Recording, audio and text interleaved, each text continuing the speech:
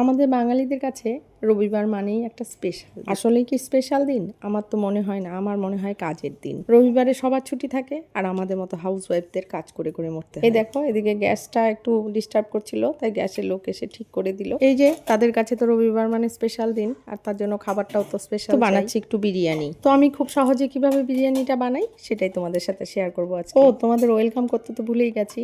আমি গৌরী সংসারের নতুন একটি ব্লগে তোমাদের সবাইকে ওয়েলকাম করছি। আশা করি সবাই ভালো আছো, আর যে যেখান থেকে ভিডিওটা দেখছো কমেন্টস করে জানিও, আর ভিডিওটা ভালো লাগলে লাইক করো। জানোই তো এখন গ্যাসের এত সমস্যা, যদিও আমি দুটো গ্যাস বুক করে নিয়েছি, আমার অনেক দিন চলে যাবে, তবুও গ্যাস সাশ্রয় করাটা আমাদের একান্ত দরকার এখন যা ক্রাইসিস। তাই তো যেহেতু ইলেকট্রিক জিনিস আছে, তাই আমি 2 কেটলিতে আমি 2 জায়গায় গরম জল বসিয়ে দিয়েছি। জানো বিরিয়ানির ভাত করতে গেলে গরম জল, ফুটন্ত জল লাগে, সেই জলটা ফুটিয়ে আমি কেন গ্যাস নষ্ট করব, তাই ভাবলাম ইলেকট্রিক কেটলিতে আর এদিক দিয়ে মাল্টি কুকারে আমি জলটা গরম করে নিয়েছি। তাতে আমার অনেকটা গ্যাস বেঁচে গেছে। এই ছোট ছোট টিপসগুলো ফলো করলে কিন্তু আমরা অনেক কিছুই সাশ্রয় করতে পারি।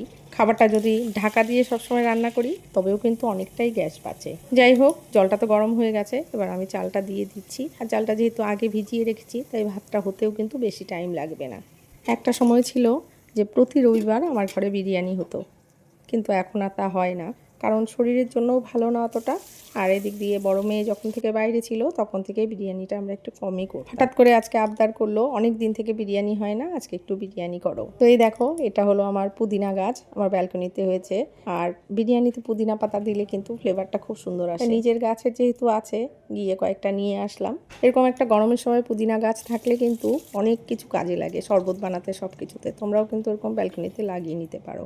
আর বিরিয়ানির ভাতটার মধ্যে সবসময় একটু লেবুর রস, একটু সাদা তেল বা সয়াবিন অয়েল। লেবুর রসে ভাতটা সাদা হয়, আর তেলে ভাতটা ঝরঝরে হয়। নুনটা যদি ভাতের মধ্যে দেওয়া হয় তবে আর আলাদাভাবে দেওয়ার প্রয়োজন পড়ে না, তাই নুনটা কিন্তু ভাতে দিতে গেলে একটু বেশি দেবে, কিন্তু আইডিয়া করে দিতে হবে। আমার এদিক দিয়ে ভাত হচ্ছে, আর এদিক দিয়ে আমি মাংসটাও বসিয়ে দিয়েছি। তোমরা তো জানো আমি বেসিক্যালি উত্তরবঙ্গের মেয়ে, আর উত্তরবঙ্গে কিন্তু বিরিয়ানির অতটা চল নেই। আমরা যখন থেকে দক্ষিণবঙ্গে এসেছি তখন থেকে বিরিয়ানি প্রথম দিকে তো খেতামই না, ভালো লাগতো না। পরে আস্তে আস্তে খেতে খেতে আমার হাজবেন্ডের তখন প্রিয় খাবার বিরিয়ানি আর হলো জিনিয়ার। তোমরা খেয়াল করে দেখবে আমরা রেস্টুরেন্টে খেতে গেলে বিরিয়ানি কমন আমাদের থাকেই। আর এখন তো গরমের সময় আমও পাওয়া যাচ্ছে, আমও নিয়ে এসছে, কিন্তু আজকে ভেবেছিলাম চাটনি করব, তো আর করব না। এখন এখানে থেকে থেকে বিরিয়ানি রান্না করতে করতে পটু হয়ে গেছি, রান্না মোটামুটি বিরিয়ানি করতে পারি। আমার থেকে যদিও আমার বোন অনেক বেশি ভালো বিরিয়ানি রান্না করতে পারে, আমি মোটামুটি চলে আর কি। বাড়িতে ভাইয়ের বউকেও শিখিয়ে দিয়েছি, ও ভালোবাসে বিরিয়ানি খেতে। বিরিয়ানির মাংসটা কষানো হতে হতে আমি এদিকে বাকি জোগাড়গুলো করে নিচ্ছি। বিরিয়ানির সাথে স্যালাড তো লাগবে। আর ভাতটা আমার হয়ে গেছে, ভাতটা আমি 2 জায়গায় ভাগ করে একটু ঠান্ডা হতে দিয়েছি। আমি বিরিয়ানিতে বেরেস্তাটা খুব কম দিই, আমি ধনেপাতা পুদিনা পাতাটা দিই, তাতে ফ্লেভারটা একটু অন্যরকম হয়। আর মাংস রান্নাটা তো নর্মাল যেরকম রান্না হয় সেরকমই। দই দিয়ে অনেকক্ষণ ম্যারিনেট করে রেখেছিলাম, তারপর সমস্ত মশলা দিয়ে ভালোভাবে কষিয়ে মাংসটা রান্না করেছি, কিন্তু জল দেওয়া যাবে না, তেলে যে ঝোলটা হবে সেটাই। আর এদিক দিয়ে গোটা পেঁয়াজ রসুন দিয়ে দিলাম। এখন আমি বিরিয়ানিটার জন্য যে রাইসটা করব সেটার জন্য সমস্ত মশলাগুলো রেডি করে নিচ্ছি। আর এই টেকনিকটা আমি আমার বোনের কাছে শিখেছি। দেখো, গোলাপ জল, তারপর কেওড়ার জল, আর বিরিয়ানি মশলা, সব কিছু, ঘি, সব কিছু দিয়ে যেইটুকু ভাত আমি আজকে করব সেইটুকু আমি ভালোভাবে মাখিয়ে নিচ্ছি। তাতে কি হয়, সব জায়গায় সমানভাবে কিন্তু এগুলো স্প্রেড করে যায়।